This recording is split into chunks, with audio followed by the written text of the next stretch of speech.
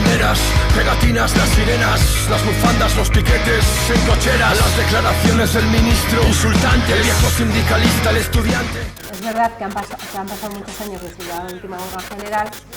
pero yo creo que hay que tener en cuenta que las huelgas anteriores principalmente fueron unas huelgas de respuesta para responder a las diferentes reformas, unas huelgas en ese sentido a la defensiva, pero que con las reformas que se nos han impuesto, que han sido tan brutales, han cambiado totalmente las reglas del juego, el terreno de juego, y bueno, pues eso ha supuesto tener que cambiar un poco también las formas de responder a esta realidad de precarización, a esas nuevas formas de precarización, cuando a los sindicatos también se nos ha quitado el derecho a la negociación colectiva, o se ha modificado el derecho a la negociación colectiva a la hora de responder a las realidades y necesidades de la clase trabajadora, con lo cual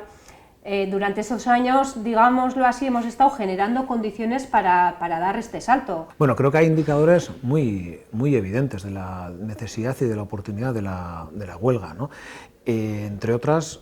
una es la que da el movimiento de pensionistas, que está ocupando la calle y está logrando, bueno, que esas referencias de derogar la reforma de pensiones y esa referencia de los 1.080 euros vaya siendo una reivindicación que cada vez suene más. También el movimiento feminista ha demostrado la virtualidad de salir a la calle y lo que se consigue cuando un movimiento de alguna manera coloca su agenda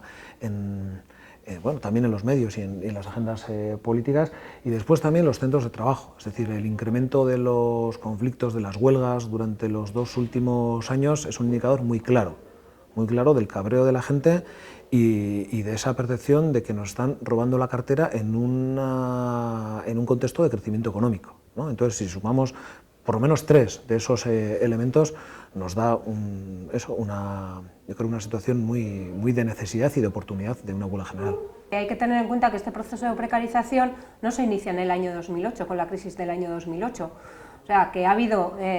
bueno, pues durante la década de los 80 también se han impuesto varias reformas laborales, todas han ido en la misma dirección, y lo que hemos visto es que en años de crecimiento económico también ese crecimiento de la economía no ha revertido en la clase trabajadora, que también ha habido precariedad, que la precariedad no se inicia en el año 2008. Y ahora, ante la antesala de una nueva recesión económica, lo que vemos es que encima entramos en esa nueva fase económica en peores condiciones de las que habíamos llegado en el 2008. Por eso nos parece importante también llegar a una huelga general, pues para mandar un mensaje claro en el sentido de que no vamos a permitir que se nos impongan nuevos recortes.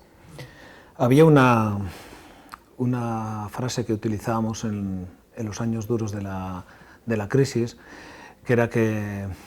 las medidas que se estaban tomando eran estructurales y que tenían vocación de permanencia, ¿no? Que los recortes no iban a ser cosa de 2 días. Y posiblemente ahora también cada vez más gente es consciente de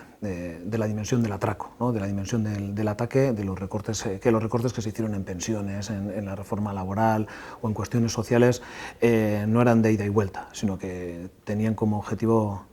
permanecer, ¿no? La aparición de nuevos fenómenos como se llama el trabajador pobre o trabajadora pobre, ¿no? Es decir, gente que tiene un salario y no puede salir de la pobreza, ¿no? Creo que da buena cuenta de la situación tan complicada que hay cuando vimos una sociedad que cada vez va a estar en una situación de mayor desigualdad. Un fenómeno que se pretende ocultar, es decir, porque los medios de comunicación no suelen abrir sus portadas ni sus informativos con ese tipo de noticias, ¿no? Pero es verdad que lo que nosotros y nosotras vemos desde los sindicatos es ese incremento de la pobreza y un incremento también de eso que llamamos precariedad laboral, que a veces es un concepto así como muy general, pero claro, que detrás de eso hoy cada vez hay más gente con contratos parciales, con salarios peores y hay una realidad cada vez mayor, ¿no? Y por eso creo que uno de los mensajes que mandábamos durante las huelgas, durante esas 6 huelgas generales que hicimos en los años duros de la crisis, era advertir de eso, de que los recortes venían para quedarse y que en este caso la movilización y la conciencia social era muy importante. En cuanto a las reacciones, ha habido 2 reacciones. Una, la del gobierno vasco, la de Urkullu, y otra de comisiones obreras. Y curiosamente, en una parte casi han venido a decir lo mismo, pero el gobierno vasco lo que ha dicho es que es una huelga política y otra cosa más, ha dicho que la huelga no va con ellos, que no se sienten interpelados, ¿no? Creo que esa es una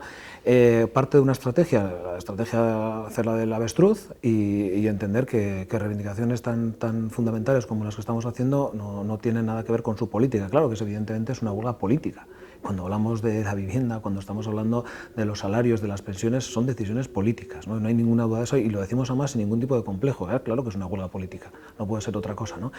Y después hay otra acusación, que es la de comisiones obreras, que creo que, claro, es un sindicato que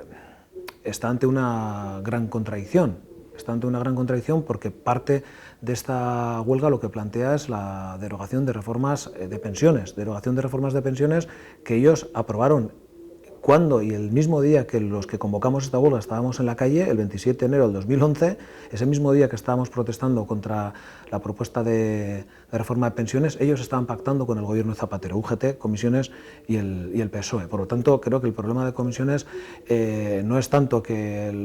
una parte muy importante de los pensionistas se haya unido a los convocantes de esta huelga, sino su propia contradicción para hacer frente a esa situación, ¿no? Sí que es verdad que si hay unidad, pues hay más fuerza, y eso es evidente, y todas las reformas que van en la dirección de individualizar las relaciones laborales y de dividir a la clase trabajadora, lo que buscan es debilitarnos, y ante esa realidad la unión hace la fuerza, eso es una evidencia, pero claro, hay dos modelos sindicales totalmente diferenciados y diferentes, y aquí hay un modelo sindical de contrapoder que entiende que para cambiar la realidad de las y los trabajadores y para cambiar la realidad de la ciudadanía hay que movilizarse y hay que confrontar tanto con la patronal como con las instituciones, y hay otro modelo sindical que eso lo entiende de otra manera, ¿no? Con lo cual es inevitable que en estos momentos no haya esa confluencia sindical. De todas formas, si los sindicatos que no están convocando esta huelga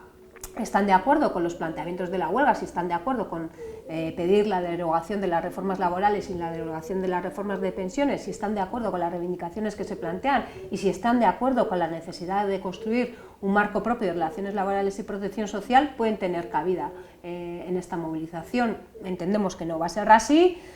pero pensamos que más que debilitarnos constata una realidad que existe, pero yo creo que es una ocasión o una nueva oportunidad también para el sindicalismo de contrapoder para reforzarse y pues para demostrar que la lucha merece la pena y que gracias a esa lucha pues se consiguen los objetivos y que vamos avanzando. En Nafarroa además ha quedado muy acreditado cuál es el nivel de desprestigio del mismo, de desacreditación, ¿no? Descrédito, mejor dicho, de ese modelo, ¿no? Es el modelo de las mesas de diálogo social, donde prácticamente lo que importa es figurar, hacer propaganda y repartirse el dinero, y eso es lo que vamos a ver en Navarra las siguientes semanas. Es decir, lo que vamos a ver es una restauración del diálogo social en Navarra, ese que hemos conocido durante casi 30 años en Navarra, y es evidente que la apuesta de esos sindicatos es otra que pasa por sentarse en esas mesas, y no pasa por la movilización ni la huelga, porque no es que lo digamos nosotros, es que ellos mismos dicen que no creen en ello, ¿no? Los trabajadores y las trabajadoras cada vez apuestan más por un sindicalismo de contrapoder. Hemos pasado por un periodo electoral, tanto a nivel de Euskal Herria, pero también concretamente en Nafarroa y en la Comunidad Autónoma Vasca. O sea, si miramos un poco cómo se han movido la representación sindical entre los dos bloques sindicales, por decirlo de alguna manera, pues el sindicalismo que representamos entre ELA y LAB, porque tanto ELA como LAB hemos subido en representación, pues está, se está viendo que los trabajadores y las trabajadoras apuestan cada vez más por ese modelo sindical. Bueno, yo creo que el ver cómo se ha gestado la propia huelga y cómo se ha planteado, pues como hemos comentado antes, ¿no? Pues desde el movimiento de pensionistas ha habido una interpelación, y desde el ámbito sindical hemos cogido ese guante. Pues bueno, en cuanto al sujeto que llama la huelga general ya hay una novedad. Luego es verdad que, bueno, que durante los últimos años ha habido un proceso de precarización brutal junto a un interés muy claro para debilitar al sindicalismo de contrapoder, atacando el derecho a la negociación colectiva, introduciendo nuevas formas de precariedad, pero también nuevas formas contractuales, como todo el tema de la uberización de las relaciones laborales, y es un nuevo fenómeno que ha venido para quedarse, y el objetivo que persigue es precarizar, pero también debilitar al sindicalismo, porque hay, pues el sindicalismo con sus formas clásicas no puede llegar a esas formas a esos trabajadores en esa situación de precariedad. Y en ese sentido, pues el sindicalismo tiene que estar repensando su modelo sindical, yo digo que casi constantemente, porque, bueno, al menos en este sindicato hemos parado un momento para hacer una reflexión más en profundidad, pero casi profundamente estamos repensando el sindicalismo para ver cómo llegamos a diferentes colectivos.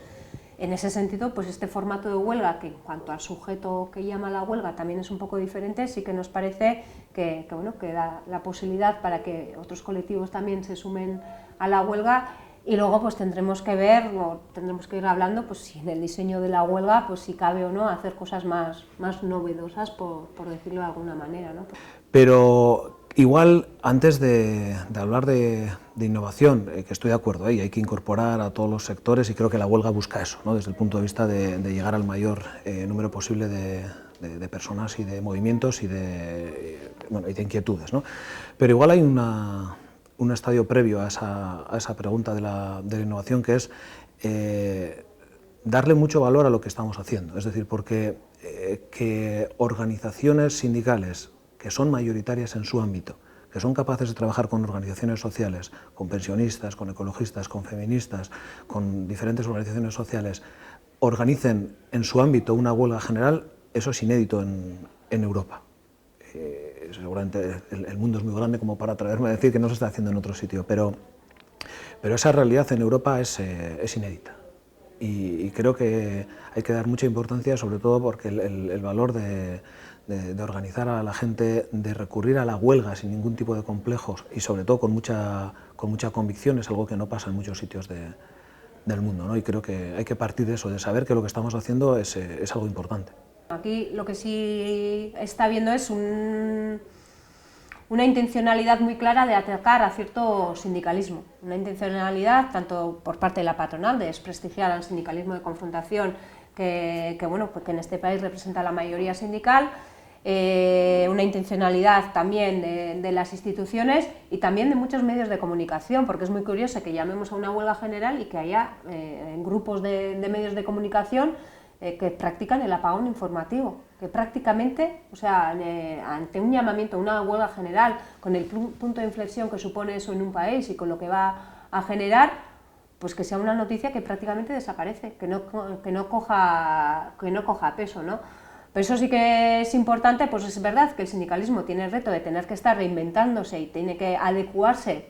a las nuevas realidades que se van generando, pero tampoco podemos caer en ese discurso fácil de los déficits que tiene el sindicalismo a la hora de ponerle freno a la precariedad, a si el sindicalismo es